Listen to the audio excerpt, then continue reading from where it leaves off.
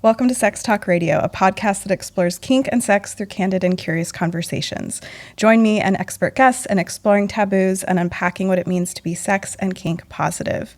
Go check out our new website, sextalkradio.com. That is SEGGS talkradio.com. And I hope you enjoy the episode. It felt obvious. I have a big toy box. And when I did my market research, there were a couple other creators that were doing large toy insertions. So my big fetish is heavy penetration. I love cervical orgasms. I want to be stretched out. I want to be fisted. I really love giant toys. But I like all kinds of toys. Yeah. Everyone thinks of me as the big dildo girl, but I have hundreds of vibrators. I like butt plugs. Anything sex tech. I want it. I got it. I bought it.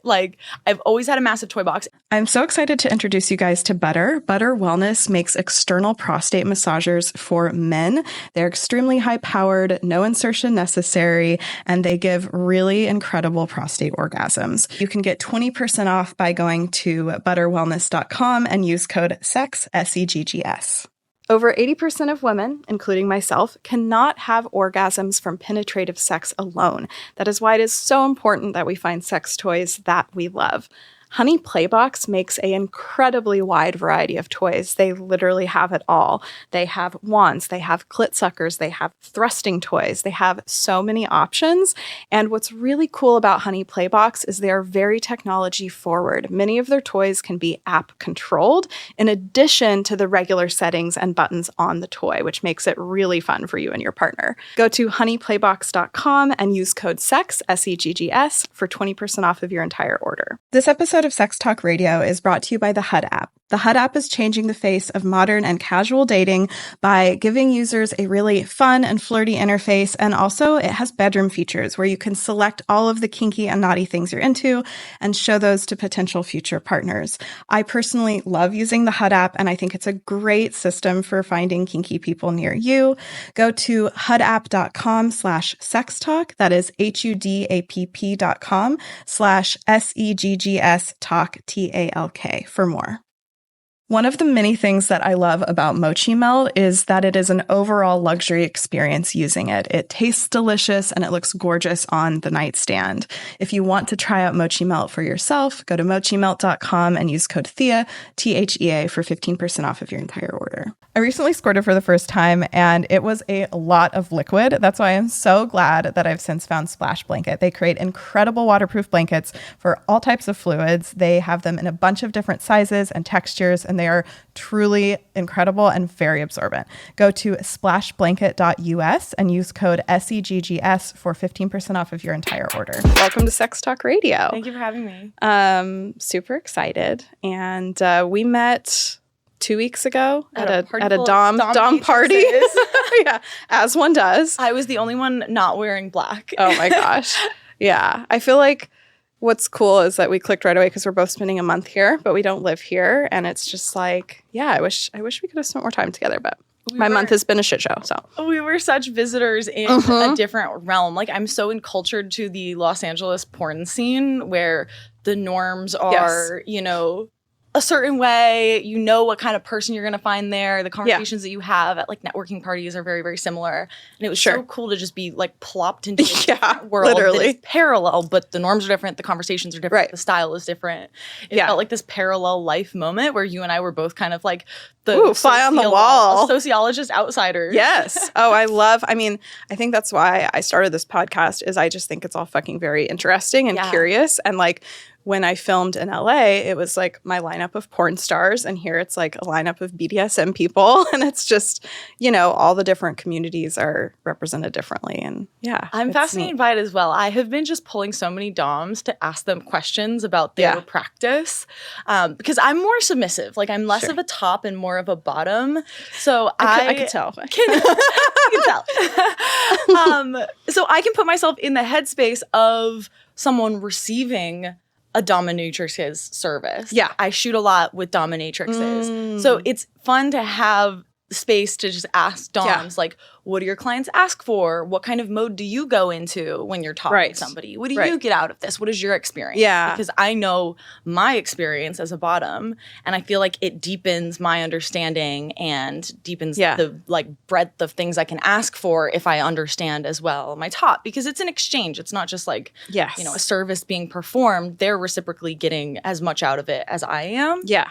Oh, it's so helpful to understand both sides. I mean, I've seen the disclaimer somewhere, like if a man has never subbed, like, you know, little warning, proceed with caution if he doms you, because it's really vulnerable to surrender. And like, I love switches. That's like my fave. Okay, I'm switchy too, so I'm glad that you said that. It's fun to ebb and flow. Like, so I feel like my flow is like, I don't like to, well, it all depends on the partner, but like I like to dominate like very virtually. Like I like to have like a submissive guy and kind of have that energy. But like during sex, like I want to be fucked. Like I want I want more of the aggression there. So I don't know. Playing with switches is fun. I relate to that because I top from the bottom. I'm very like bossy and I know what I want and I know how to get it. And I really like directing my top to perform on me in a way that really lights me up inside. Sure. And you're so wholesome. No. Wholesome sub.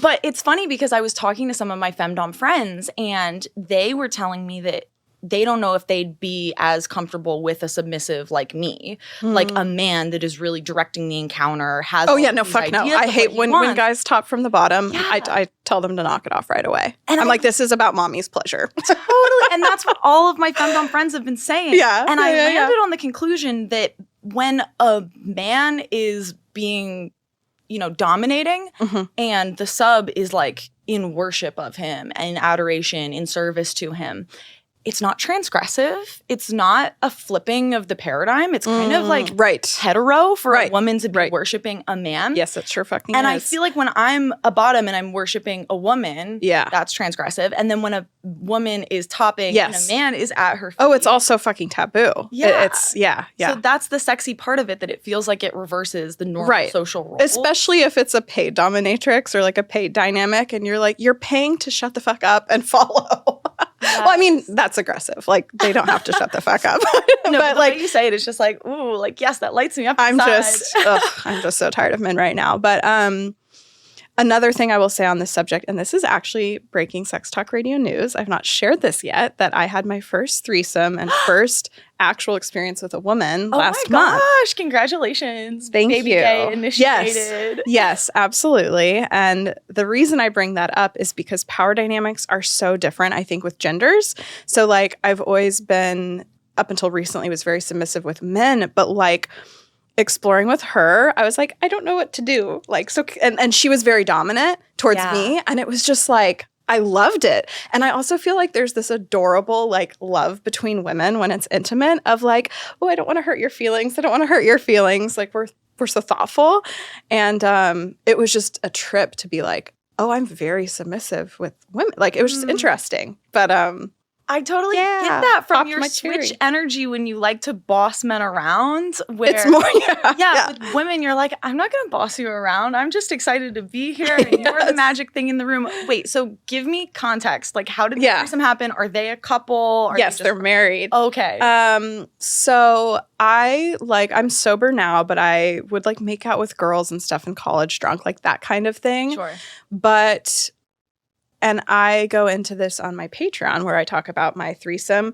It's like, it's kind of complex for me. My mom came out with a woman and as bi when I was in high school, and we were in a very small town. And so there was like a lot of shame and secrecy around it. I didn't even know she was bi. And like all of a sudden it was like, oh, we're also like moving in next door to her. And it was just like a lot. Yeah. And I think I've been navigating a little bit of like internalized homophobia of just like, we're all like afraid. What if we're just like our moms? or whatever. I know there's some deep like Freudian shit here. And I think I've just been really scared. I've just been scared to explore with a woman. Like, what does it mean? What if I'm gay? Like, I don't know. It's just like, it's been a big thing. And I've also known that when I explore with a woman, I was very like, I want it to be fucking good. I want it to be intentional. I want to actually really be attracted to them. And I'd gone on a couple dates, like from seeking arrangements over the past few years with a couple. Yeah. But I was always like into the woman and the guy was like obnoxious. Like one of the times the guy was like kind of drunk. And I'm just like, I'm here for this vibe, but like I also do not feel confident enough to explore one-on-one with a woman. So anyways, it was at a play party. And we just like, she and I just like connected right away. She actually like knew my podcast, which was funny. And then, yeah, it was like, we went around at the play party. I love that my friend does this, like expressing what your mildest and wildest desires are. Like, if I leave this play party, what's the mildest thing that could happen and the wildest? And I think my mildest was like, I want to make out with a woman, like, and sober. And then I think my wildest was like multiple guys come on me or something like that on my face. And I guess she like looked at her husband when I said the kissing thing. And yeah, it was cute. I think we might like go on a date when I go back. That's so exciting. I'm like so happy for you. I'm like feeling your energy. I have so many comments. Well, and then the three of us went to a separate room like very right away. Like whereas everybody else was still kind of awkwardly like doing their sex party thing. And we just like went at it and had so much fucking fun. Like it was such a positive experience. And I know that's not always the case. No, it's so nice that you had that private space to explore. And it's so nice that everyone was very synced up in their desire. I think it's really smart of you to say, I'm going to wait until I want this. I want this. I want this. I'm not just going to pick anybody. Well, in the past, I'd been wanting to just check it off my list. And that would not have been the right vibe. I find a lot of like new queer people will often, you know, take home a random woman because they just want to sleep with a woman. And then if the sex doesn't meet their expectations, they doubt whether they're actually queer or, you know, things can go wrong all the time when you're sleeping with strangers. So if the experience isn't perfect, of any gender, it could really retract what could be a more queer journey. Right. I have so many comments. I want to go back to how you had a little bit of fear of your queerness. I think that is so common. Yeah. I've known that I was queer from like my earliest memory. I think I liked girls before I liked boys, and I liked boys in a very loud way. Like when it hit, I was like, oh my gosh, I want to get kissed. I want to wear short skirts. I want this. But girls were always in the back of my mind as, oh, I think I'm going to end up with a woman. Like I want to marry a girl. Wow. And it was a deep Was that allowed in your family? Like was that...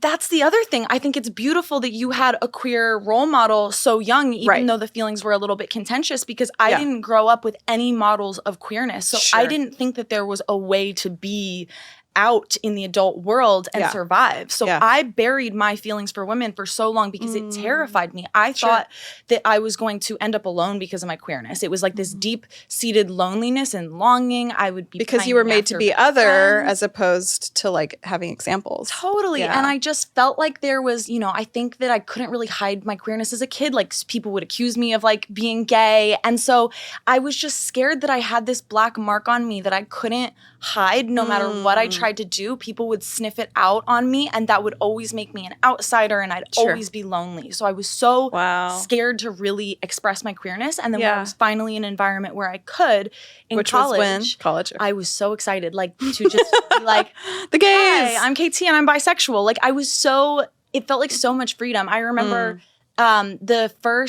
I went to like my new student orientation, and it was the day that gay marriage was legalized in the US. So I watched the pride flag get hoisted above the student center. And I just remember thinking, I can finally be out. Like this is like the start of like my real life. And I had been with girls before that. Like I had a whole secret relationship with my best friends. Like, oh my God. I knew who I was. I was just so scared. And then as soon as I felt comfortable, I was like, okay, I can finally breathe a little bit. Sure.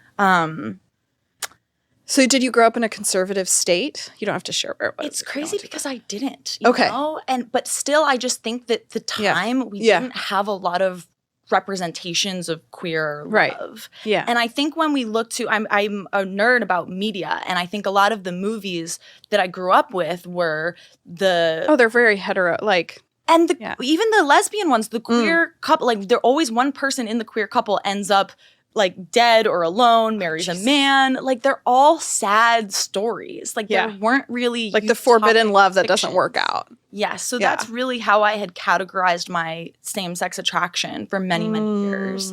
And so I just get so excited when somebody gets to like welcome themselves to the rest of their life, because it really does just open up a lot of possibilities when you permit yourself to like fully explore and get really comfortable with just like being you. Totally. And women are just fucking awesome. Like, women are fucking dope. Threesomes are also something that I prescribe a lot to my bisexual friends that want to explore, because often you'll find a woman that's been in relationships with men all her life and she really wants to try sex with a woman, but it's kind of experimental and playful. Right. And she doesn't know if she wants to, crush on or end up in a relationship with a girl. Right. So I always suggest, if you're nervous, if you're uncomfortable, if you want a situation that's just straightforward sex, go find a couple to unicorn for, because the guy is in the room. That's the familiar. The dick is familiar. Yes, it was. You feel guided into the interaction. And then also it's straightforward, where it's just a hookup. She's not going to think that you guys should date or fall in love now. In general. Yeah. Because I also felt in the first year of college, when I was out and proud and, I'm bisexual, come to me if you're curious. I had a lot of girls coming to me and wanting me to be their first time. And often I'd feel experimented on. I'd get really excited about this girl that I thought had a crush on me. Right. And we're sleeping together, and it's almost like instead of her sleeping with me, she's sleeping with the idea of queerness or the idea of being with a woman. And so I have this task on my shoulders to be a good docent for the cause. It's like a part-time job, though. That's not like a fun sexual experience. And so oftentimes I'd wake up in the morning and I'd be like, oh, I have a new crush. She likes me. And she would be like, well, I got the information I needed. I had the experience. And she'd just move on. Right. Little ghosty vibes. I think threesomes are a really safe, responsible container to explore that, if what you're looking for. As long as as long as the couple has a healthy vibe with each other. Agree. Because threesomes can go wrong. I kept being like, are you sure it's okay that I make out with him? Are you sure it's okay that I suck his cock? Like, I was just so nervous of being like the one to hurt somebody's feelings. But they seemed pretty strong in like what their agreements were. So and that can feel so special when you're with a couple and you just get to bask in their love and their commitment to each other. And it felt really safe, like very like. It's nice when you're not in a relationship, but you kind of want the energy of like two people that are just obsessed with each other and have just such knowingness and affection. You can kind of guest star and step into that.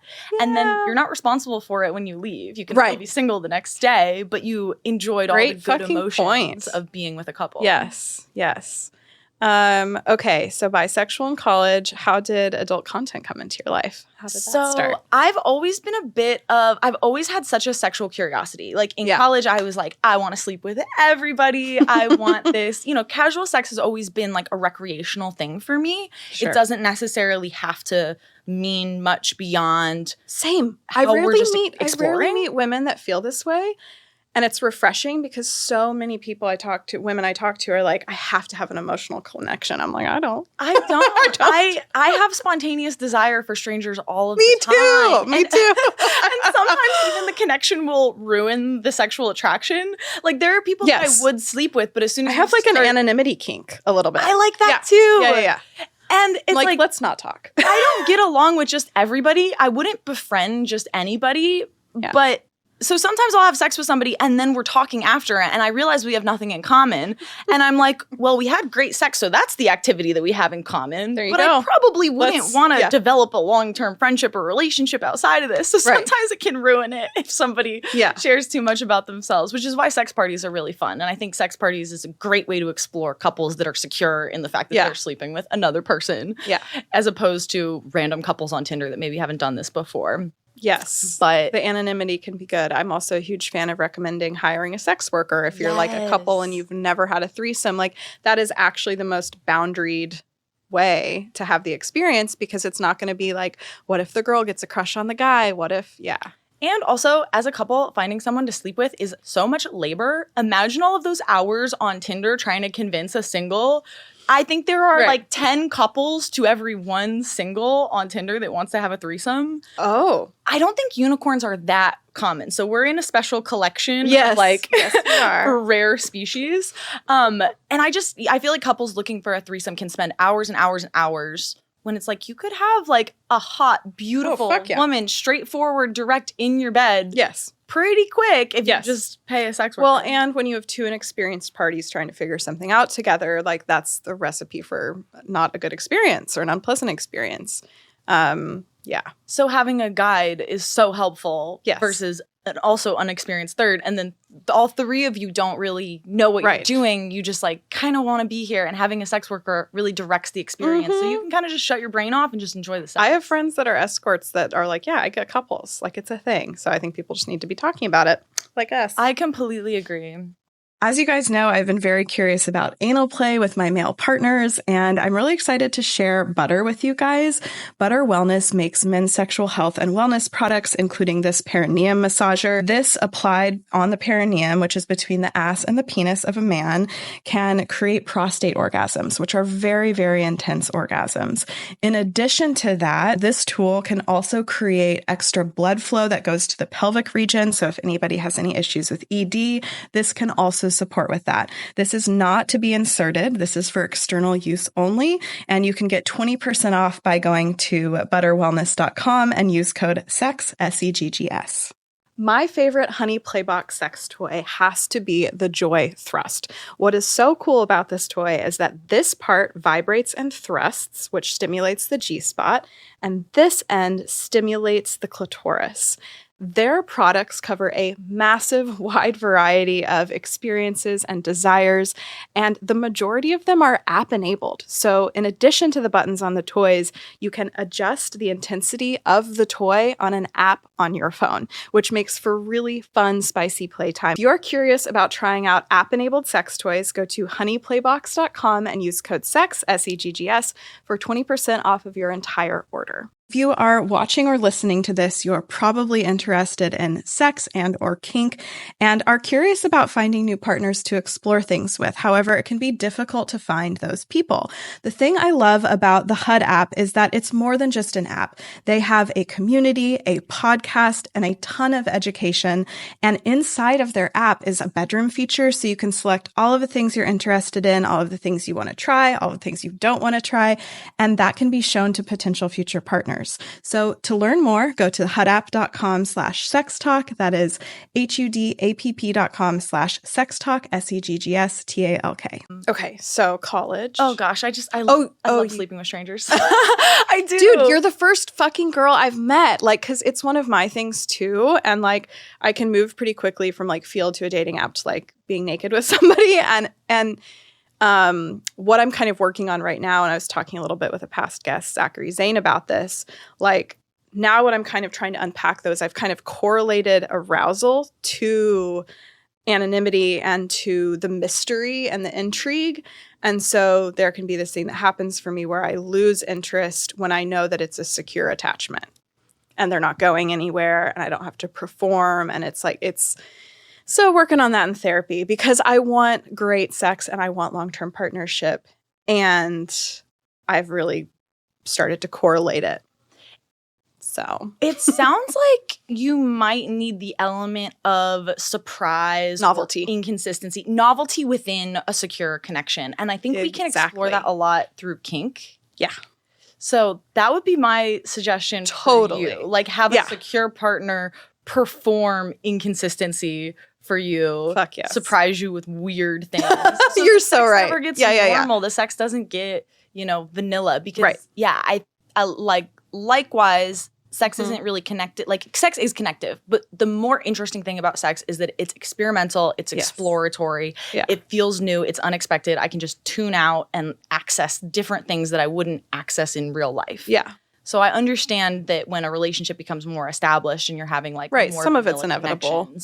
It kind of levels out the level of intrigue and like, oh my gosh, I'm doing something exciting and wild and transgressive. Right. And a little adjacent, dangerous, risky. It brings up those chemicals. Which is why we're like exciting. Kink, because you can produce fear and danger and excitement. And, especially if you're into anonymity, like sex with sensory deprivation, like maybe they're wearing a hood or you're wearing an eye mask. Role play. Yeah. 1,000%. I wonder if you have similar fantasies than of me of like going to a sex party, but like masked and not knowing anyone, or like kind of like a glory hole. I don't know. I just have like all these anonymity kinks. So let me tell you my specific anonymity fantasy. So I'm a porn performer. So she is. So part of desire for me is loving seeing myself be seen with the person that I'm with. I love sex with strangers because I just get to pour myself into their hands. Yeah. And I get to see the excitement on their face and them try to figure me out. And I love being the center of attention. You like to watch your own content? Not even that, but when I'm like face to face in an in-person interaction, watching them get excited because they're like, she's crazy. Like, she's this wild thing I've never had You're before. turned on by their like praise of you or excitement about you. Yes, but it doesn't even have to be verbal because I can see it in their eyes that they're like, wow, this person's energy is just different. So I'm not very service-oriented. I really like receiving. And I think service-oriented people really want to figure out what their partner likes and please them. And I really like showing my partners what I like and teaching them about my body. I love that. So seeing them figure it out is very exciting for me. And my anonymity kink specifically integrates performance and exhibition in that way.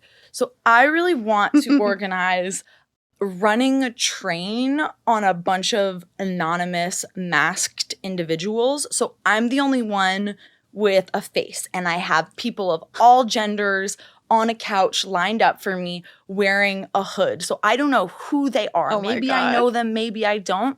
And I get to fuck each of them one by one and decide for myself how long I want to spend with each person. And they all have to watch me fuck every single person in the line. That's hot.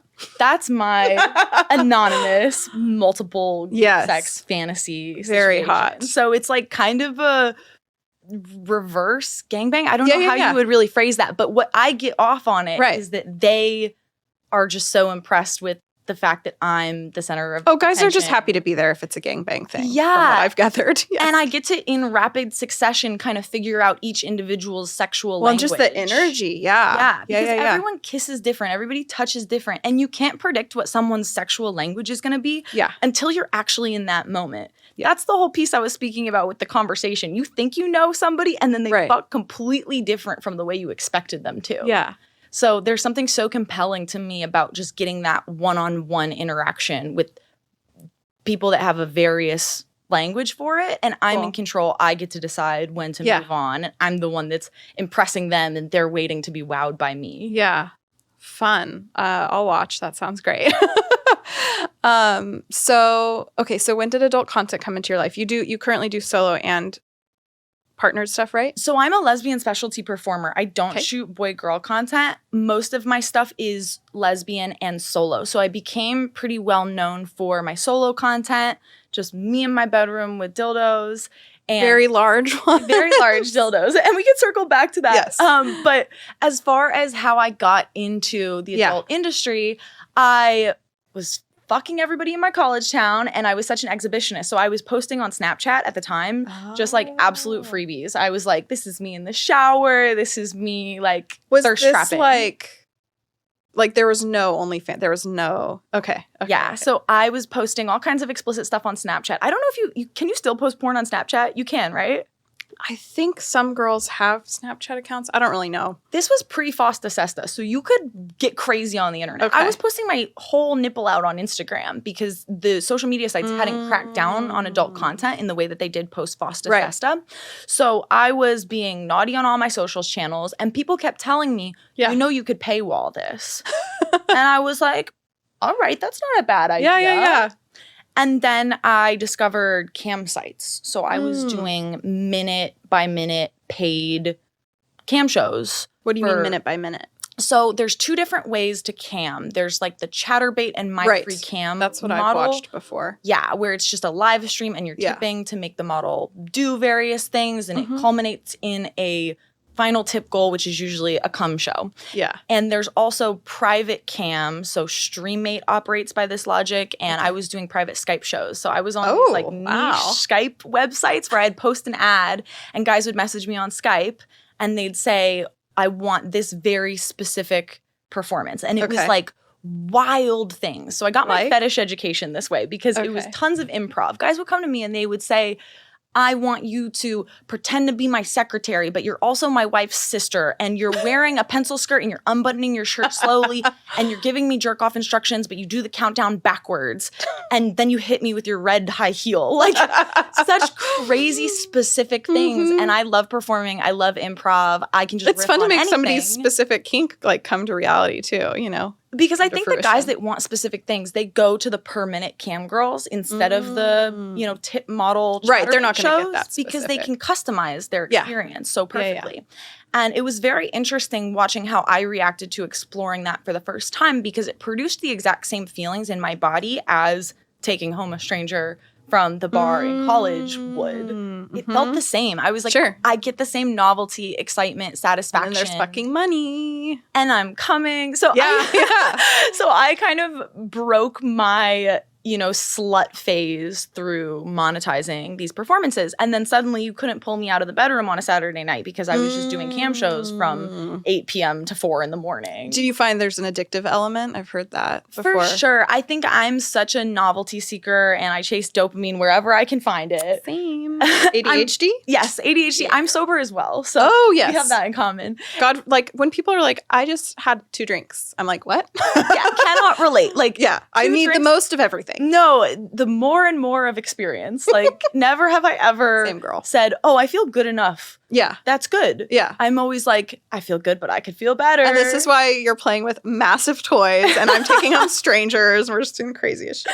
Just be safe out there. But I love it because you use our powers for good. You know? ADHD folks are like emotional in the right way. We're communicative in the right way. When we set our mind to a task, we'll do it. It just has to be something that we're genuinely passionate about. Yes, girl. So we'll have a hyperfixation focus. So I think monetizing my sexuality was an example of using my powers for good. Fuck yeah. Absolutely. Because, there was the rush of earning money every night and building something because I suddenly had this online platform that I was increasing in success. Yeah. I just really tunneled into that. So by the time I started OnlyFans, I had my education about how to do it and I had this committed spirit and I was ready to just hit it really hard. Yeah. So all 2020, I was doing nothing. Is that pandemic? Pre-pandemic? So I started OnlyFans a week after lockdown started. Oh, good job. So I hit it good early. Timing, girl. I was part of a little bit of a OnlyFans gold rush. I call it the freshman class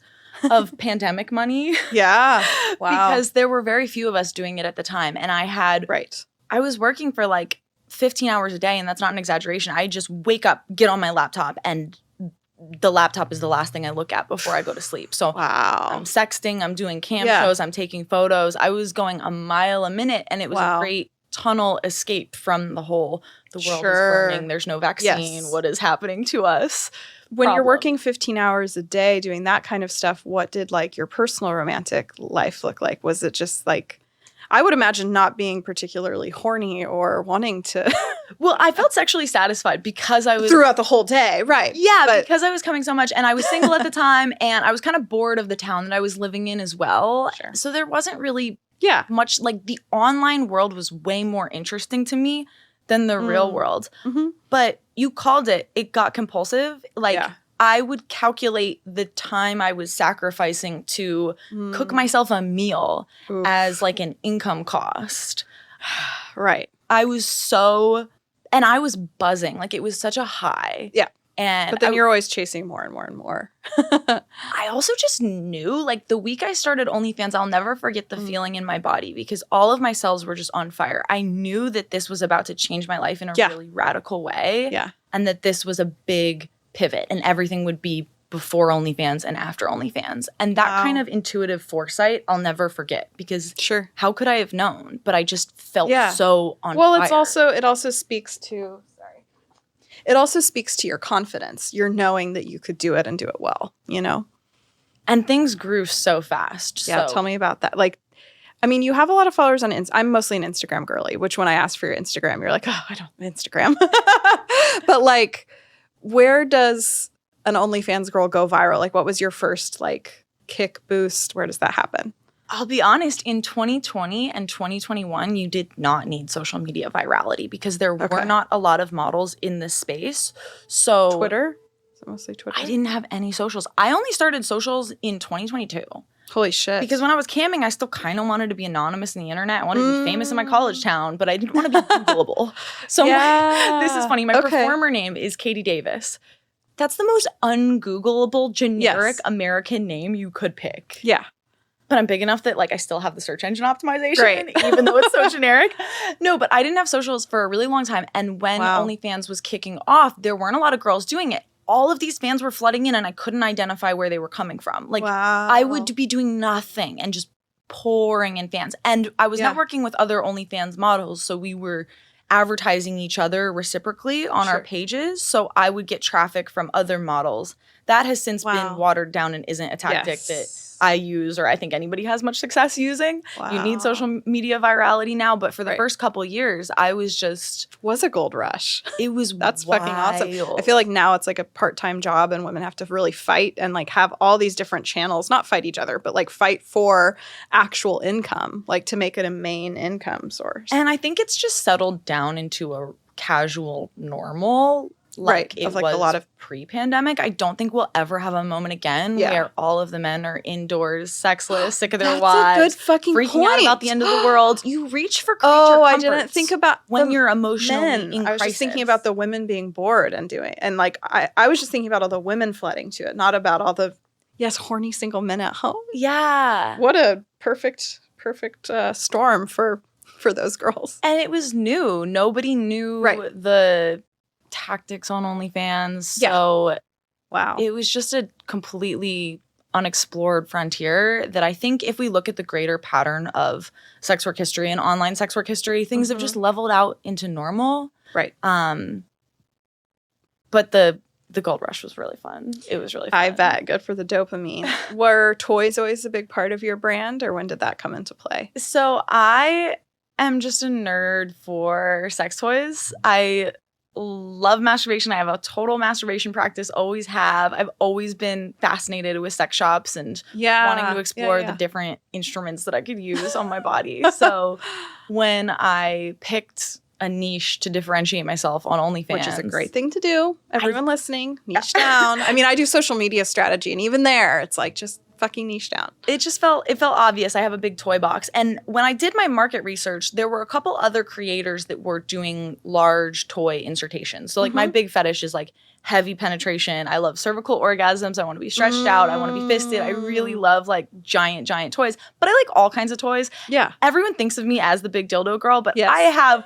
hundreds of vibrators. I like butt plugs. Anything sex tech. I want it. I got it. I bought it. I've always had a massive toy box. And the other I feel I imagine you with a closet. I imagine you with a walk-in sex. Yes. I have a closet. It lights up. Amazing. It's stuffed to the brim. I want to look at it. But the other models doing big toy insertations were all alt girls, and I'll define that by tattoos, colored hair, piercings, and I'm very girl next door. Yes. I'm very friendly. I'm upbeat. I'm approachable. There's nothing dark or goth or alternative about me. I'm bubbly, and I didn't see a girl next door doing big giant toys. That's how you make money. Find what's missing. So I think that I bring the extreme hardcore penetration with a smile rather than making it this big, naughty, black and red, crazy, extreme thing. It's friendly and hardcore.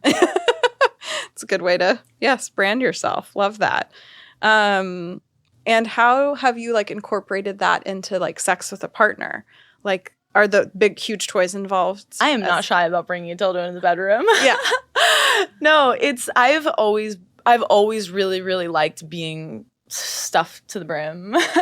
And I feel like I learned sex in a healthy way. I didn't actually start watching porn, studio porn, until I started shooting studio porn. Wow. Which allowed me to kind of figure out what I like about sex in a bit of a vacuum. Yes. In a natural way. Rather than watching porn, yeah. I was doing all kinds of crazy things. Nobody told me that fisting wasn't something that everybody could do. I thought everybody could get a whole hand in. Yeah. So when I was first discovering sex, it was just put random objects in me. How much can we get in there? Put a foot in my mouth, crazy things that nobody told me were weird. And then it was only in college when I started sleeping with lots of people that they were like, whoa, you're freaky. This isn't normal. People don't do this.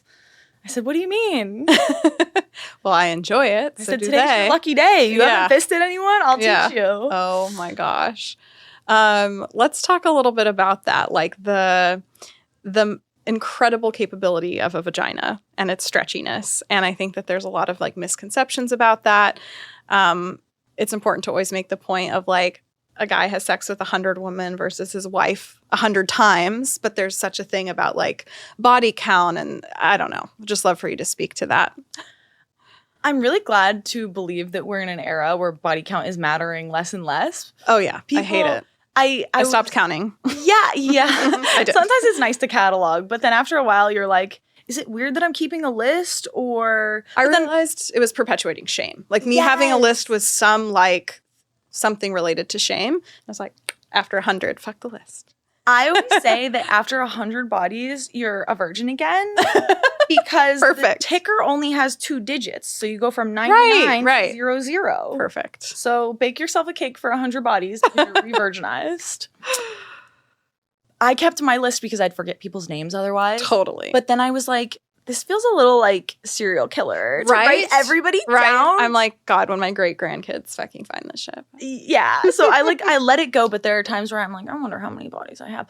Also, there's a big debate in the porn community. Does it count if it's on camera? Like if it's for work, does it count as a body? Right. I don't think it does, but everyone disagrees with me. I'm just glad. Yeah, I just don't. I mean, if I had a guy like last month ask me, and I just was like, we're not compatible. Like if that is information that you're going to judge me by, then you're not a partner. Exactly. And I was reading a Reddit thread the other day. I was watching Love Island and they asked all the contestants their body count. I just saw that and I was like, I don't like this. Well, I found out the producers lied. Like the producers made up everyone's body count. Like that's not actually any of the contestants' body count. I just don't even like that they're doing that anyways. It's slut shaming. Exactly. Talking about body count is inherently slut shaming. And I read a Reddit thread about it. And every single comment was like, I don't care what her body count is. If it was before me, I only care if it goes up with me. Oh, I mean, it's still perpetuating the narrative that she's more pristine and valuable if she has had sex with less people, like no matter what. Yeah, and I completely agree. And I just dipping back into college just for a second, I think I found a lot of my peers were having a lot of their first sexual experiences with strangers, maybe out at night when they were drinking. Yes. And it's very hard to learn sex if you're just only doing it in this, one-off, one-night stand container. Whereas the woman that you described that has had sex with her partner 100 times maybe gets to explore and experiment the way I did, doing all kinds of weird things that you only really get to experience when you can go deep with someone you trust. Absolutely. I was recently giving a blowjob to a partner, and one of the things that I love incorporating into all types of play is lube. But specifically with blowjobs, I love being able to use this honeydew flavor of mochi melt because it makes it so much more fun and delicious for both parties. I also enjoy using it for penetrative sex, and in the past, I found that I can't really use flavored lube down there because it could upset my pH. However, mochi melt is pH balanced, it is food grade, and it is FDA approved, which makes it completely safe for use down there for the ladies and the fellas. If you want to try out Mochi Melt, go to mochimelt.com and use code Thea, THEA, for 15% off of your entire order. I recently squirted for the first time, and it was a lot of fluid. I was surprised. I squirted like 5 times in a row the first time I did it, and everything was drenched. I spent the entire next day doing multiple loads of laundry, and as excited as I was to have squirted for the first time, I also realized that I needed a solution for the problem at hand. So I am so excited to be working with Splash Blanket. They create incredible waterproof blankets. They can be used for squirting, for sex in general. They absorb up to 1 liter of liquid. I mean, I just use mine as a cozy blanket. They are extremely diverse, and I absolutely love them. So go to splashblanket.us and use code SEGGS, SEGGS, for 15% off of your entire order. So the myths about vaginas being stretched out by that or big toys. So the vagina's a muscle. The more you work it out, the tighter it gets. The same way you go to a gym, your muscle builds. It's, my pussy, you can pull a fist out of it and put a dick in it, and it grips it so tight. Like it's shut. Louder for the men in the back. It's so interesting because, yeah. I'm only saying this from my own personal body experience. Like I don't even have an agenda to push with it. Just the data is try it. Yes. Pull a really big dildo out of your partner and put your finger in. Yeah. The vagina will just sink and trap it like that. Trap the dick. So, you know, we're getting a lot of workout exercise practice. There's a lot of muscles in there. I had a doctor on last week. He does like anal surgery and he's very experienced in that arena. And similarly, he was talking about different muscles there. And if you're like actively working on it, like anal sex can become so much better and easier. Like he has a whole system for people to have better anal sex. So it's like, yeah, there's a lot going on down there. I have to watch that episode because I'm working on my anal right now. I'm really trying to practice. I'm trying to stretch because stretching your pussy to accommodate big toys is a completely different ballgame than stretching your butthole. Well, it's designed for a baby to be able to be birthed out of it. Like there's canal in there, you know? And my understanding is a vagina will stretch within a session if you're really working on it, if you give it time and just work it open and open it up. Whereas a butthole, you kind of need to be very patient and go week to week, stretching it really slowly. This is what he said. Mm-hmm. Yeah. So he puts people, a lot of his clients are gay men, he puts his people on like a 6-week protocol with these silicone things that just like any other muscle, you would still need to maintain even after the 6 weeks. Right. But yeah, definitely different. And see, I get impatient with it because I'm used to just being able to sit on the big toy. So anal was always very frustrating for me because I was like, why can't I do this? I would assume that your fans also want you to, do you also do anal stuff? I do anal stuff, but I can't take the same sizes. Oh yeah, fuck no. But you're correct. My fans are immediately I'm sure they're like, instantly okay, like, nice, now put it in your butt. And I'm like, yeah, very different. But getting into anal suddenly creates opportunity for my small and medium-sized dildos that have been neglected for many years.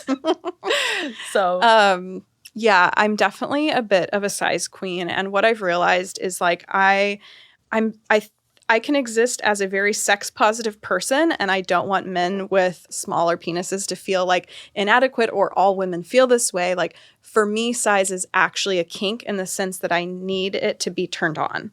And so like that's kind of a distinction I've been trying to make is like I don't want, I guess like people will say size doesn't matter. And I think for a lot of women it doesn't. Like they can have a great time with anyone. For me, it's related to my arousal and a kink. So anyways. That's fascinating. I've never heard anybody say that before. And I think that's really brave to say out loud because I think we all want to protect I want everyone to feel, men. Yes. But I'll be honest. Speaking for myself. If I'm having sex with a man, the penis and vagina penetration is like the last thing that I reach for. Sure. Because I can penetrate myself all by myself. Yes. The interesting thing about a dick, which I don't have, is wanting it in my mouth, wanting to play with it with my hands. What are these things I can do otherwise? And I feel like good sex, regardless of penis size, of course, starts with oral. And there's lots of touching that isn't just not at all fucking. And having a big dildo collection, you asked me earlier if I was comfortable taking things into the bedroom. Yeah. I love being like, okay, you got your orgasm. Now I want you to fuck me with this giant toy. Sure. Or, and what a unique experience for them if they're used to just penetrative sex. And sometimes men don't feel like using their dick. Sometimes they, valid. They come early or they can't stay hard. And that's fine. I don't think you need a hard dick to have really good sex for many hours.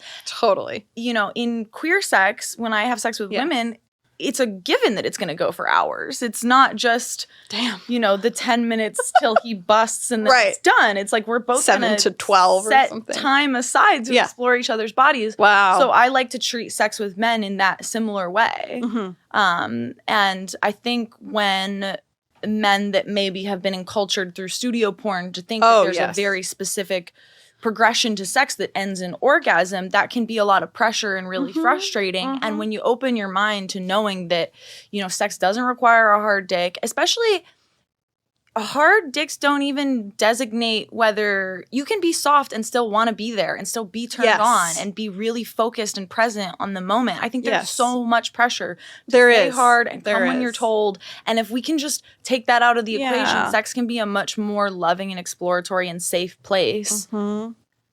Totally. The expectations within sex create a lot of problems that I think can be solved if we all just agree that the purpose is to just have fun and make each other feel good. Totally. And the goal isn't always orgasm for both parties. Yeah, I think that there's a lot of shame and pressure for men. Like, also, I can't imagine what it would be like to have this thing that needs to get hard. And then if it doesn't, even though you're turned on, and then sometimes the woman's like, is it me? And it's just like, can be this whole emotional thing. And yeah, they deserve a little Because I don't empathy. Always get wet right away. No. I use and that's lube not all the time in sex. I can be so turned on. I'm aroused. I want to be They're not here, necessarily correlated. but I'm not like dripping with wetness. And, you know, the vagina also gets engorged. It darkens. It fills with blood when you're turned on, which is really Which can often take like 20 to 30 minutes. You know, there's a whole arousal cycle there. But I want to be there at minute one, you know? Right. So I completely sympathize with the plight of, you know, the focus on the hard dick. Yes. So what is your like division of content right now? Are you mostly on OnlyFans, or where does your time go for your work? I'm mostly on OnlyFans. I'm in such a cool phase in my career where I am just producing so many cool artistic scenes. I'm putting so much effort into the porn shoots that I do. And I really got inspired by studio work. I do some lesbian studio shoots, but I prefer to own my own content, and I prefer to control everything about the shoot. So I prefer to own my own content because I want that scene. I want to sell it forever. I want it to be mine. I don't want it to be cast out in the internet and it doesn't belong to me. I want to put it in my collection. So I've been producing my own really high quality, highly produced scenes by, you know, I write the script, I cast my friends, I book a location, I buy the outfits, I dress the set, I edit the shoot. I edit the trailers. Do you hire camera people to come? I hire a camera person. If I could clone myself and do it myself, I would. I can tell. But I do have some. Gotta delegate, baby. But I have a lot of camera people in Los Angeles and Las Vegas that I really like working with. And I really like working with queer pornographers as well. Because the female gaze catches such different details about sex than the traditional studio, like, PV, whole, spread, disembodied body parts. There's just something different about having a woman in the room. Like, that's why when I saw a list of producers for the podcast, I was like, I want her. Like, it's just a different experience than what I'm used to. Creates a certain environment. And I really like storytelling through visual and emotional means. I can do the dialogue setup because I was a cam girl for so many years and I love horny porn role play.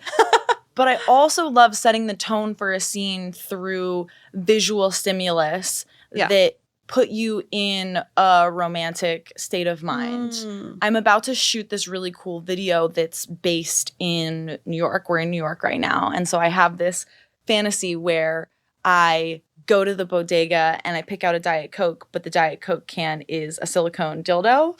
And my friend approaches me with a bouquet of flowers from the flower shop, and there's a rose vibrator inside of it. And to set the scene up, we're getting all kinds of B-roll of a fire hydrant shooting water and a basketball bouncing on the sidewalk and train running and like a the whole birds ass movie chirping. And it's just this short music video intro that give an emotional, evocative vibe. It's summertime in New York. Everyone's sweaty in short sleeves. Yes, we are. The air is full of possibility. Days are long. The city's alive. It just feels sexy and welcoming and exciting. And the kinds of narrative setup I like to do in my porn put the viewer in that space of feeling what the performers are anticipating and enjoying. I think good sex is all about tension and context. You want Love there a little to sexual be, tension. It's it's like, why are we Playful here? What is the intrigue? Like, why do these two people want to rip each other's clothes off? Right. There's got to be a story. That's what makes it really hot. Normal studio porn, or like going to Pornhub, you see the same shit just replicated over and over and over and over again because it's easy.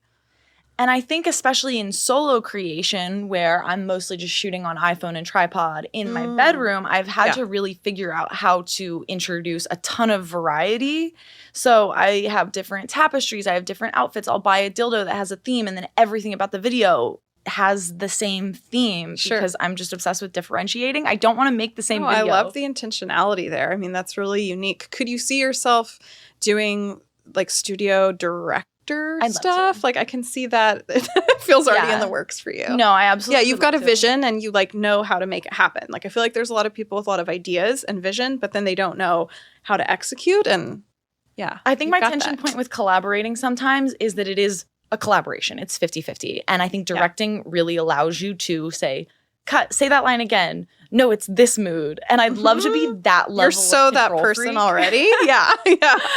But I'm very fortunate that so many of my friends and collaborators are very willing to pass me the baton and let me lead a script. And likewise, when I'm invited onto a project, I'm very happy to just be a prop and be directed and let somebody else's vision take real material shape. Right.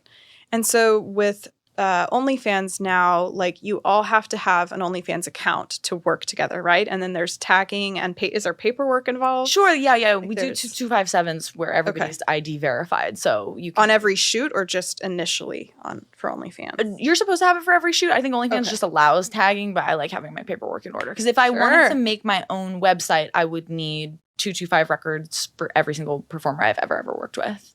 If you were to make your own porn website with other people? Or what do you mean? Yeah, like if I were to host my own website and sell clips direct from that website. Because right now, if I make a clip, I post it on OnlyFans, on Fansly, on ManyVids. I post the trailer all over Twitter.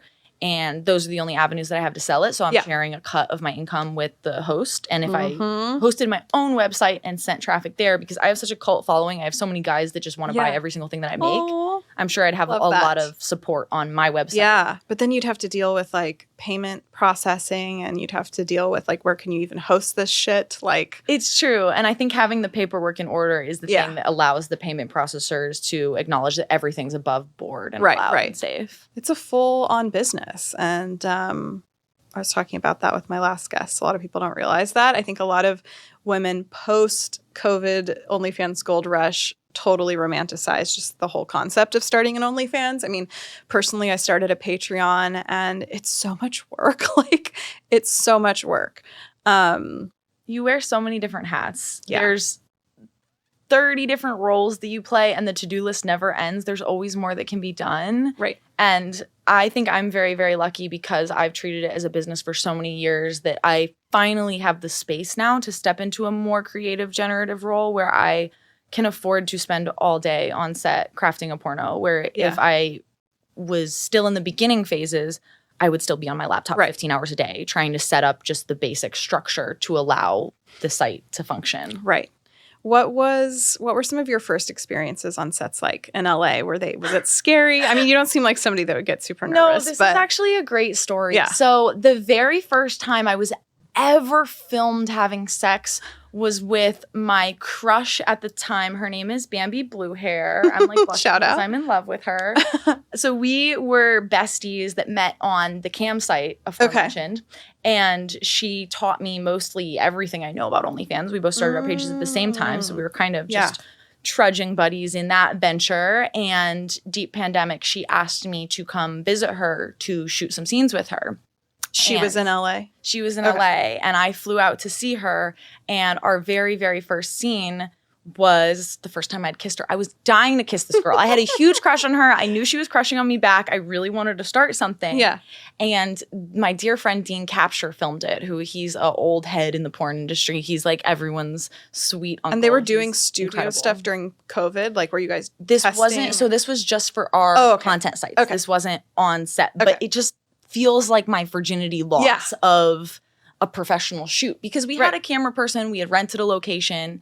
It was a whole thing, yes. It was the big leagues. I just moved from doing dildos in my bedroom to finally kissing my crush on camera. And I was so infatuated with the idea that there was this record of my visceral excitement. And you could just see the exhibitionism bubble up in me. And it was so authentic and genuine. My lust for her and my interest in her and my care for her and my respect for her and how she had like ushered me into being able to perform partnered sex on camera for the first time. So I always share that with my guys being like, you can see how excited and nervous I am. Because there's so much to learn about performing on set. It's like learning to dance. There's so much choreography. So like getting the right angle, it's just, there's so much in your mind of, where am I going to position myself next? How am I going to where's the camera? How am I? Your mind is thinking about so many things. And now as a more seasoned performer, I can kind of tune out a little bit because all of that feels like second nature and I can just be myself on set, which is so beautiful. So I love sliding to my fans the very first porno I did with Bambi Blue Hair and the most recent porno I did with Bambi Blue Hair. So her and I are still very, very close. We still crush on each other and we still shoot together. So you see this evolution of a real relationship through OnlyFans and the world building and narrative making inherent to following a genuine person on OnlyFans, and the fans get access to me in a way that they don't with traditional studio porn. Yeah. I think that authenticity is one of the best things that a sex worker can bring to the table, because it's like there's a lot of girls that kind of all started to look the same, like body modification and things they were doing, which no shade to that. Love that stuff too. But like authenticity and I think vulnerability, like sharing a little bit more about yourself, doing stuff like this, like that's how people feel connected to you, because they can go find a hot woman with big boobs and big ass and like they can do that, or they can feel emotionally connected. And to me, that authenticity is like real connection. Like I do a lot of like sexting with guys as like mommy dom role, and like I genuinely fucking care about these people. Like you've probably had people that have been your fans for 5+ years, and like you know their first name, you like chat with them, like we become also a safe space, you know, for them.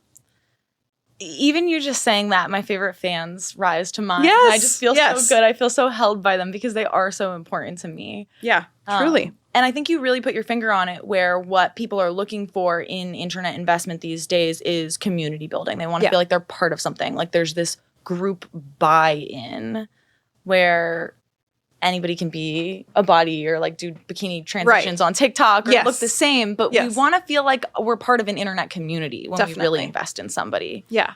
So did you ever do the big crazy LA porn production sets? You know, I've done studio porn, but they're really not that crazy. Like the first studio civilians were like, what is it like? No, and that's how I felt coming from the content world. And I still get nervous when I do a studio shoot. I'm like, oh my God, this is a really, really, really big deal. Real porn. And then I show up and it's exactly the way I run a content shoot. Like it's like, you know, a rented location. Like it is not different from my studio porn days are the easiest day on my calendar because I don't have to switch my hat between performer hat and producer hat. And you're also creative directing. Like you're doing a lot of stuff.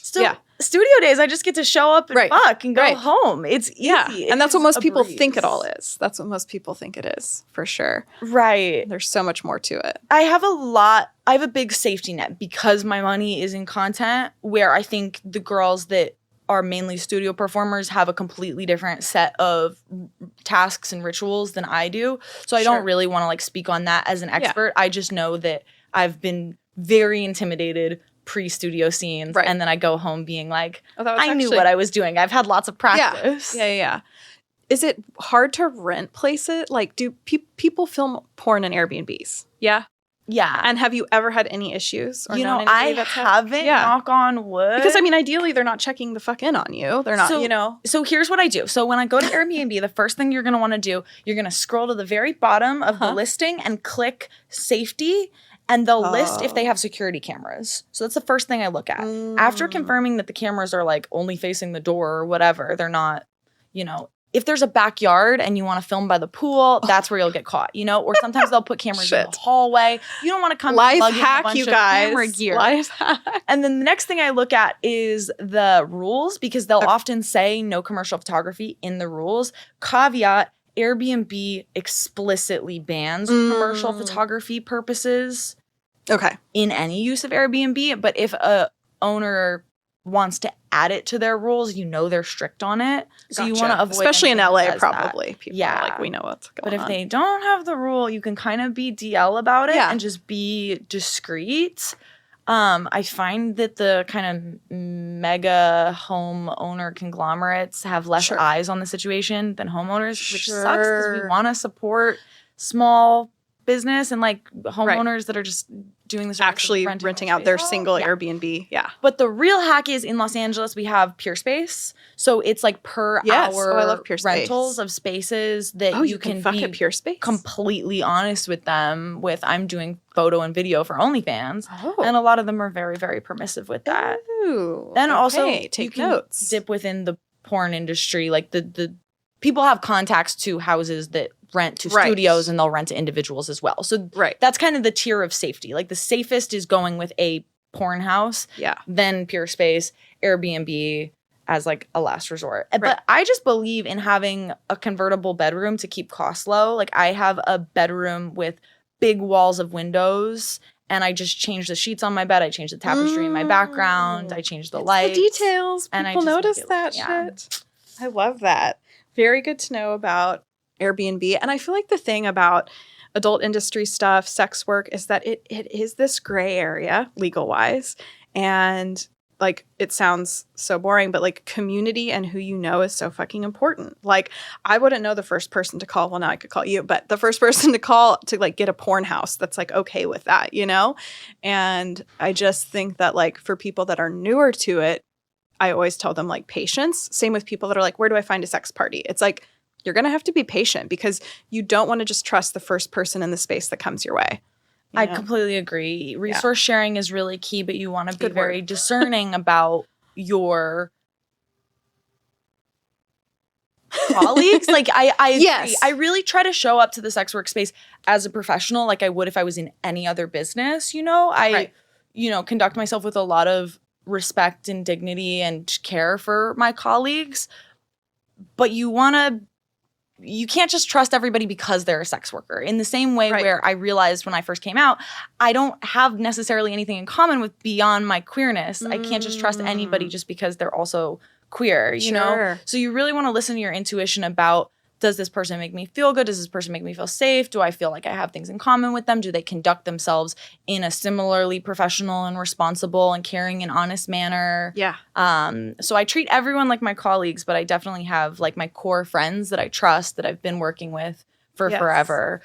Because I think the social politics of the content community can be a sticky place if you don't enter principled and cautious and with love and compassion and wanting to like protect your spirit and knowing where to allocate your energy and trust. Something that I've been asked to speak on before or have somebody speak on is like people being like, you kind of thinking that I'm glamorizing sex work too much because I generally only have people on or have had only people on that have had really positive experiences.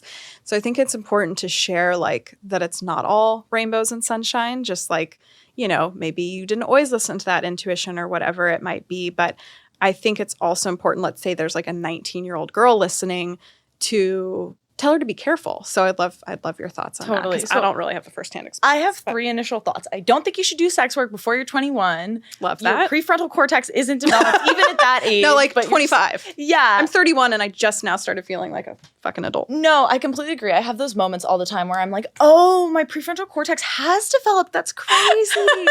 When you like make a rational decision, especially like, ADHD, it's like. When you look back on how you were acting 2 years ago, you're like, that would never slide by my desk these days. Like, I'm too wise for that. But yeah, so I would say that as the first point, I really wouldn't get into it before you've been in the adult world a little bit. And even then, 21, you're still half-baked, okay? Like, you're half-baked. But 18, 19, you're fresh out the womb. Like, I wouldn't make any rash decisions beyond, you know.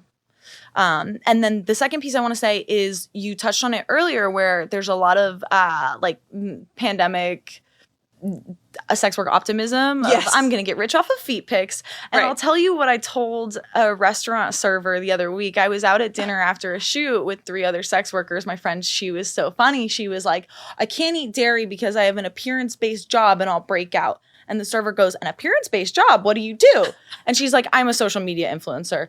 And the server goes, what kind of social media? And another friend at the table is like, we're all sex workers. Yeah. And the waitress got stigmatize it, baby. Yeah, like we're everywhere. Yeah. The waitress got very excited. She was like, I have so many questions. I want to start an OnlyFans. Let me pick your brains.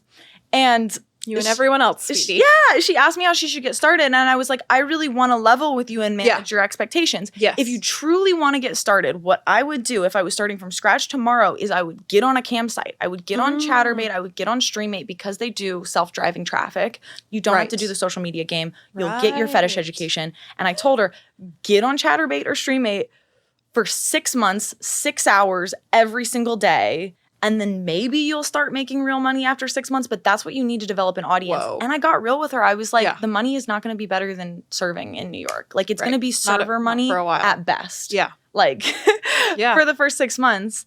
And that's a pretty brutal way to build a following, but that's really what it is. Yes. So I think my initial knee-jerk reaction to taking the glamour out of sex work is you have to be willing to grind. You have to do 15 hours on your laptop. There's like not going I to be did an for instant years. gratification, get rich scheme thing that goes on here. No. Like that era happened.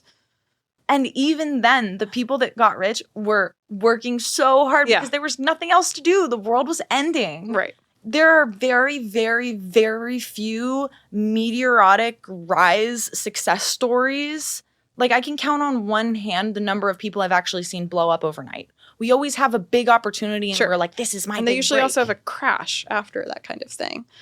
I mean, with my Patreon for like 6 months, I was making like $300 to $400 a month. And I was like, I wanted to quit so many times and now it pays my rent. It's not crazy. It doesn't pay all my bills, but it's like it took so much time. Well, and that speaks to the fact that like this is just a business. Most businesses expect to be in the red for 2 to 3 years before they pull a profit. So if you treat sex work like that and you really give it your all, you're committed to it, and you manage your expectations about the initial income. Yes.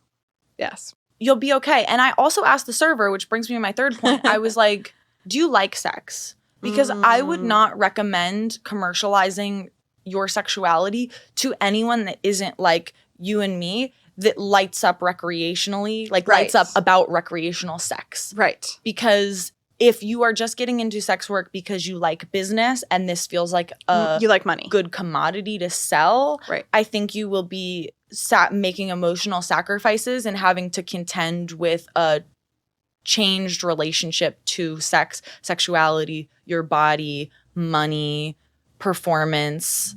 I think there's a lot of emotional pitfalls, and I often warn people that the most challenging thing about this work is doing all the emotional management surrounding it, which can be true with any kind of self-run business where you are the face of a brand and you have to motivate yourself, but is especially sticky when it's your vulnerable, naked, stigmatized, objectified body on the line. Yeah. And I think if you are the right type of person for this work, you'll be great. You know, I this is my dream job. Like I want to do this till I'm milfified, till I'm gilfified. I love it. But I've seen a lot of people come in and leave. Wrong intention. It wasn't right for them. And it's okay to experiment and change your mind. But I just really believe that this is a choice that should be made for people that are willing to commit to it fully and understand all the risks involved. Like let me tell you, when I first got involved in camming, I did my research, okay? I watched all the cam girls. I looked up all the cam girl blogs. I watched the documentary. I read books. I did my research because I just had this sense that if I started down this path, I wouldn't want to stop and it would become my life. And I was like, graduating college, and I just knew I was going to sidetrack myself from any other path that I could have taken if I chose to do a deep dive into sex work. And I knew that this was going to prevent me from getting any kind of like government job. A background check is going to find my nudes. You can search my photo and find my nudes very easily. There's facial recognition software. And this was way back when. This was years and years ago. And I still knew that a facial recognition would stop me. And I thought this through before I really got deep in it because I knew that I was going to be in over my head fast. You can tell that I chose an ungoogleable name because I was like 1 foot in, not sure.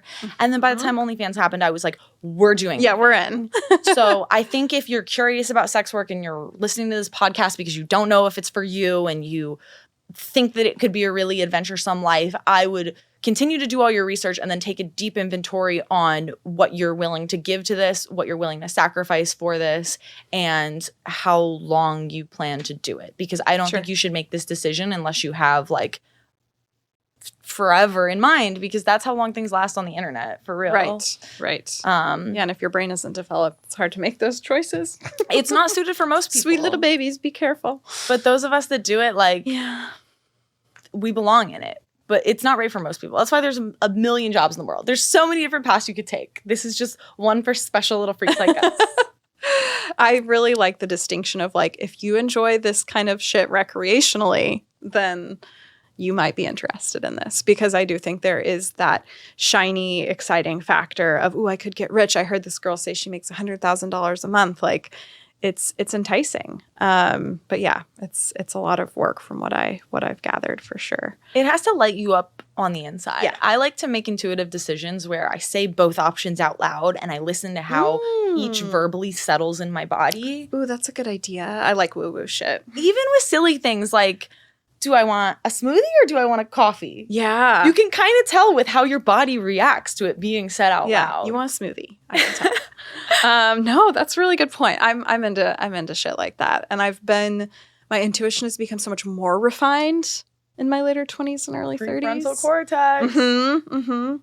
It's so powerful. It's so powerful with people. Or if I get like a little bit of a feeling about somebody, it's like, yep, I knew somehow. And we rely on our intuition so much as sex workers. We need to, whether it's a client, like you have to trust your gut instinct about it. If it's a colleague, you have to trust your gut instinct about it. Yeah. If it's like something that you are checking in with yourself about, am I comfortable doing this? Does this feel right? I think the more attuned you can trust your instinct, the safer you are in the world. Yeah. So what else do you have going on in New York? I'm honestly trying to take a break from work a little bit because I've been... She likes her work, if we can't tell that. Okay, but like this is almost embarrassing. I've shot 95 scenes in 2024. What does that even mean? Like with a camera, like a full crew? Combination of studio and self-produced. But that's like an unnecessary output. Like at this point, I think I'm just like grinding my gears. Like the wheel is turning, but I'm like... When do you edit all? When does all that shit get edited? You're filming every day. I mean, I do have a big bank of unedited things. But I don't need to shoot that much this year. We're both supposed to be on vacation. That's what I'm saying. And neither of us are vacationing right now. I was shooting so much in Los Angeles the front half of the year that I just kept saying yes to projects. I told myself I was just going to shoot for the first 6 months, and then I kept getting pulled into good ideas. I watched something inspiring, and then I'm like, I can write a porno about this. I know exactly the friend that should be in this. Right. And then suddenly the whole thing's going. You're meant to be director, creative director. Like I really appreciate that endorsement. No, you are. No, but I came back to the East Coast to just actually get myself out of the mix because I was just going to parties. My friends are in porn. I just felt very much in that bubble. And I think good creative inspiration comes when you diversify your influences. Agree. And just stimuli. Like as an ADHD person, recently diagnosed last year, but like learning so much about myself, like my whole life makes sense now. We need stimuli in so many ways. And that also sounds like it ties in for both of us with like kink and pleasure and sex, but also just what's around us. Like if I travel to another country, I can like have a light bulb moment for a new business idea. Like we need new input. Yes, I'm the same way. And I always say, you will not make good art scrolling TikTok and Twitter all day. You won't. Like, you need to go to the museum. You need to, like, watch films with smart people. You need to get out there and talk to photographers and videographers that don't do erotic work. You need to, like, watch theater performances. You can have... You need a very diverse input of creative stimulus. Definitely. To get inspired. So I'm kind of out here to, like, put a pause, but, like, have an eye on inspiration. So I'm giving myself permission to work on projects that light me up from the inside and feel innovative rather than I'm just churning the gears to what end. I want everything I'm doing right now to be super directed and have a goal in mind that isn't necessarily monetary, but can deepen my own creativity or knowledge of myself, or just I'm trying to be process oriented rather than results oriented. Now. That's amazing. And that's amazing that you've built a life that you can do that. Well, before we wrap up, you want to show me some photos, some toys? Oh my gosh, yes. I want to scare you with my giant I showed the girls who were in here before from Horrible Decisions it was the half cow, half rainbow one YouTube review. Yes. I was watching part of that. I love those girls. I'm going to fangirl. You taught me a lot about, even just watching that, about like huge toys can be more squishy silicone so that they can shape. Yeah, I learned so much. I do also want to say about big toys, sometimes your anatomy just won't allow it. Like, totally. I can honestly just like... You didn't start there. You said you have a whole collection of small and mediums too. I do, but I still can like accommodate large objects with very little warm-up. And I really think that it comes down to your own body. Just like I know anal queens that are just really good at anal without a ton of Exactly practice. What the doctor said. He said there's actually 3 different types.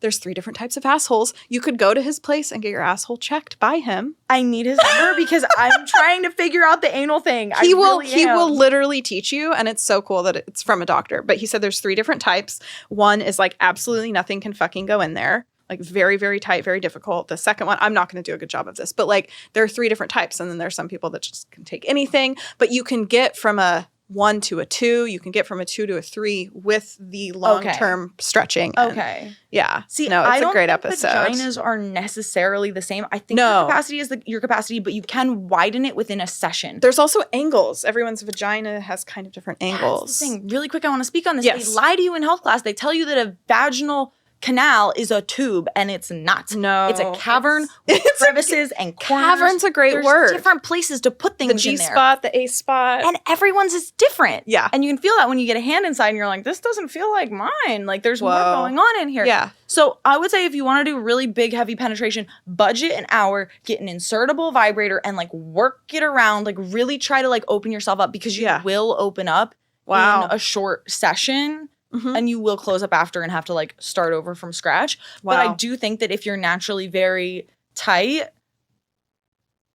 there's limitations to Right. We're not going for horses here. Okay, so I'm gonna pass you my phone, and if you scroll, so my friend has a friend who was buying a dildo the other day. And I was like, can you please just send her to me? Like, can we just talk? Like, can I talk to this girl? And I sent a bunch of photos holding dildos to get admission to the dildo chat, like to qualify my expertise. Yeah. So if you just scroll to the left, you will see me. Holy and shit. Lots of toys. Scroll to the left, or the right, you'll see. Wow. See, I like the big wide. I'm a sucker for the colorful ones, and I'm really invested in the fantasy dildo community. Oh, yeah. I would love for you to chat a little bit about that. I noticed that. It's very niche and queer and supportive and nerdy. I think there's a lot of overlap with like the Dungeons and Dragons types, and the polyamorous types, and the furry types. I feel like they get judgment, like the people that like the octopus, like this. Yeah, I feel like people are mean to them. It's not. I don't know. Not every fantasy toy is like animalistic or like based in a specific subcultural lore. Sure. Like it's a corn cob. I just prefer weird textures and weird shapes. And I wish this was my first time reacting to this one, but how can I show the Wow. And I literally saw this and I was like, I need to go to YouTube and I need to understand if this actually went inside of you. I'm so happy you did your research. Yes, it did. With love my research. No, but so like things like this. Yeah. Are they from specific like creatures or like? Not. Okay. So the way new fantasy dildos get created often is there's an illustrator. So an illustrator makes a model. Oh, I didn't even know about this. A 3D render is created by a 3D printing artist. Wow. And that creates a mold for a silicone pour. Okay. So all of the dildos that I really think are like the most high quality, rare, special ones are small batch, handmade, often by like really nerdy, amazing queer couples in like weird parts of the country. Oh my gosh. How niche. Go support them. Yeah. So there's like this Discord community that I'm part of that is just like so supportive and so wholesome. And I can just be like, guys, what toy should I buy this month? And everyone shows off their collection or compares what they just bought. And a lot of cool dildos are released in small drops. So there's a limited, a finite one-of-one quality to each of the dildos. So collecting them is like a really special. Catch them all, you guys. Interest. Yes. I did not even know about that. I mean, I've definitely like seen them,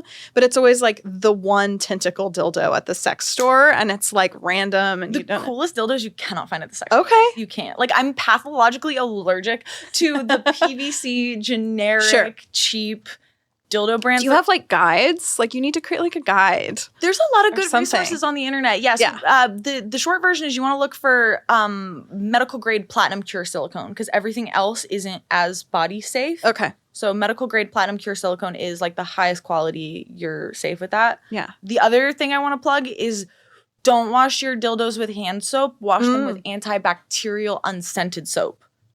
Otherwise, you'll give yourself a fuck up your pH. Yeah, for sure. I tell people this on set all the time because we're all still washing dildos with hand soap and then There's a pro dom that I did mistress class with, Colette, and she had, I can't remember what they're called, but they're a very specific kind of wipe and spray, and like I got a whole collection of things. Nice. I'm like, if I'm pegging somebody, like I really need to clean this, like for real clean this. Well, you can kind of put whatever you want in your asshole, to be honest. Like the the pH, different biome. Yeah. But yeah, toy cleaner works too. But yeah, I don't know. Ultimately, I only add things to my collection that really make me feel really good. I want to pick up every dildo and be like, here's my story about this, and this is so special to me. This is the most wholesome. It's just my niche interest. Everybody collects something. No, I love it. Dildos. I love it. Well, thank you so much for coming on today. This has been insightful and lovely, and I love our little fast-paced, enthusiastic, and passionate brains. It's been fun. I'm so happy we were both in New York at the same time, and I'm so happy you had your first girl experience. Thank you. Welcome to the club. Yes, I'm on my way over. Thank you so much for tuning into the episode today. Be sure to stay in touch with us on socials at Seggs Talk Radio Podcast. That is SEGGS Talk Radio Podcast.